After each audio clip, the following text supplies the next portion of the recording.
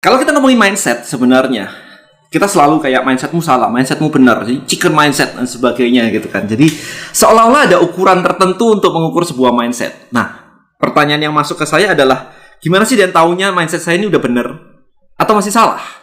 Dan apa yang harus saya lakukan? Nah, itu pertanyaan yang sering sekali masuk ke saya sih. Jawabannya simple, teman-teman. Saya udah nulis di sini panjang lebar begini ya. Jadi sebenarnya ngukurnya simple sih. Kalau hidup Anda banyak strugglingnya, banyak susahnya di hidup Anda, jelas mindset Anda banyak salahnya. Gitu aja. Itu ukurannya kayak begitu. Saya nggak bisa memaksakan atau mematok bahwa mindset saya adalah yang terbaik untuk Anda. No, bukan itu. Ya, mindset orang itu terkait dengan dirinya masing-masing. Karena goal Anda dan goal saya beda, men. Kalau goal Anda adalah hidup cukup dengan gaji 100 juta dan sebagainya, well, kalau itu tercapai ya sudah gitu. Tapi kalau goal saya adalah lebih besar, di mana itu lebih besar banget, dan saya hanya mencapai kecil 10%-nya, 20%-nya aja, ya berarti saya ada yang salah dong. Kan tergantung balik ke Anda masing-masing. Jadi tidak ada yang namanya bahwa mindset saya benar, mindset Anda salah. No. Ukurannya adalah kalau hidup Anda itu banyak susahnya, artinya adalah mindset Anda banyak salahnya. Itu dulu yang harus dipahami. Ya kalau mindset Anda benar, hidup Anda udah enak dong. Gak usah ngomong yang lain-lain gitu kan. Gak usah ngelihat yang lain-lain gitu. Udah benar yang dilakukan, udah benar. Kenyataannya kan banyak yang salah. Nah, contohnya adalah kemarin ketika ngobrol-ngobrol, selalu ngomongnya kayak gini. Dan kalau kayak bisnismu mah enak ya bisnismu ya. Bikin Tribelio gak ada saingan. Bikin list building black book gak ada saingan. Kemudian bikin Bonels juga enak gitu. Nah ini kan mindset yang ngaco banget ya. Kalau misalkan Anda mengatakan bahwa bikin Tribelio itu enak banget, kenapa Anda gak bikin? That's question. Saya balikin aja. Kenapa Anda nggak bikin? Kalau Anda tahu, Dan makanan itu enak banget, Anda udah makan itu. Kalau Anda bilang, Dan film itu bagus banget, lu udah nonton tuh film, gitu kan. Tapi kalau bilang, Dan bisnis lu enak banget ya, tapi nggak ngelakuin, itu apaan? What is the mindset? Apa mindset di belakang mengatakan bahwa bisnismu enak banget? Hanya untuk meratapi bahwa bisnis saya nggak enak gitu. Nah itu kan meratapi atau apapun itu adalah sesuatu mindset yang salah. Kalau bisnis Anda nggak enak, ada dua pilihannya, diperbaiki jadi enak atau ditinggal. Ya kan? Kalau hidup Anda nggak enak, ngapain dipertahankan? Itu pertanyaan dasarnya. Dan nggak semudah itu dan sebagainya. Saya nggak mau ngebahas itu dulu. Ini kita ngomong mindset, kita nggak ngomong teknis caranya. Oke? Karena mindsetnya mesti benar dulu, baru kita mikirin caranya.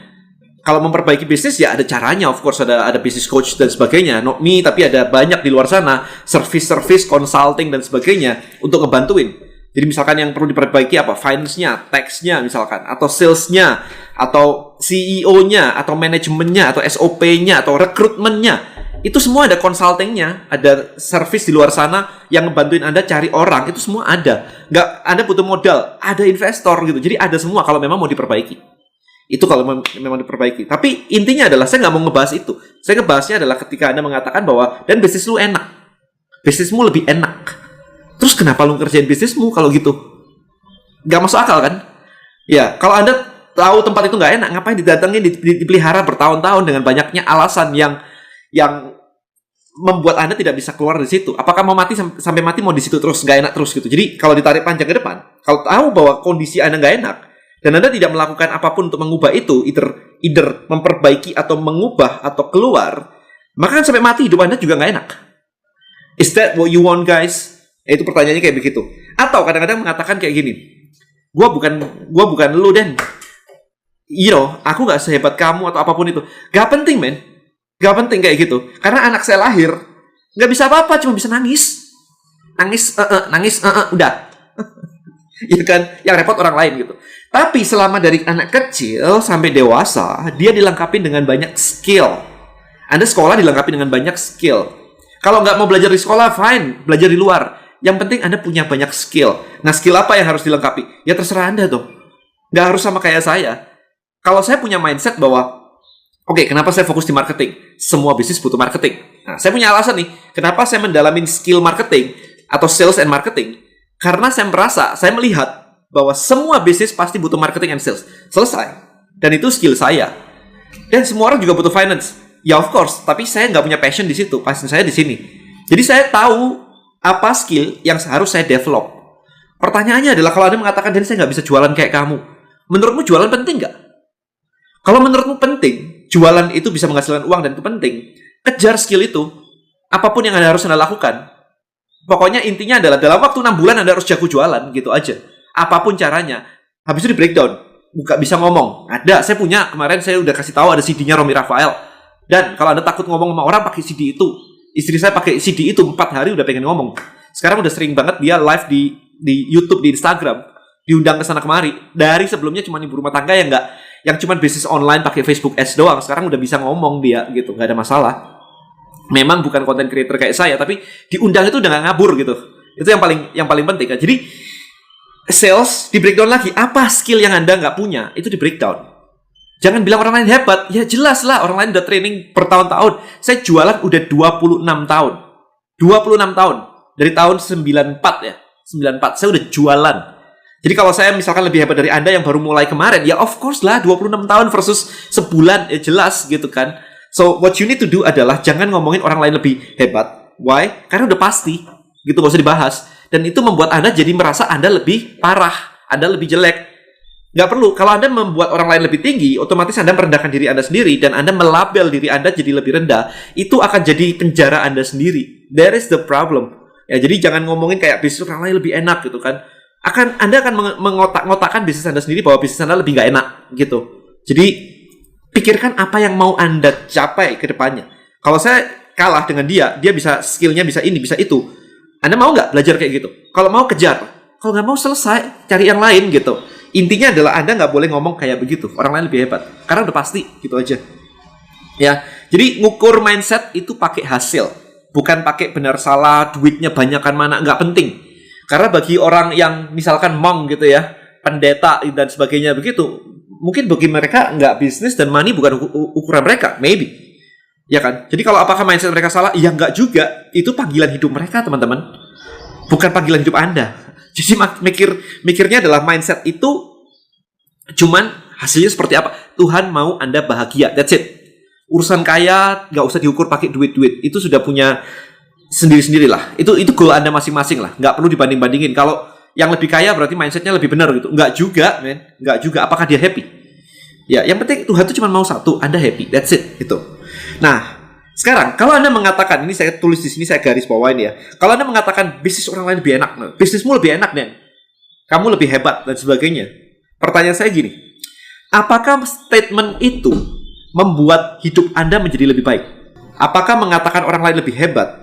Atau lu mah hoki lah dapat duit kayak begitu, lu mah hoki dapat investor, lu mah kayak kemarin baru dengar dapat teman ada dapat investor kayak gede banget, gila.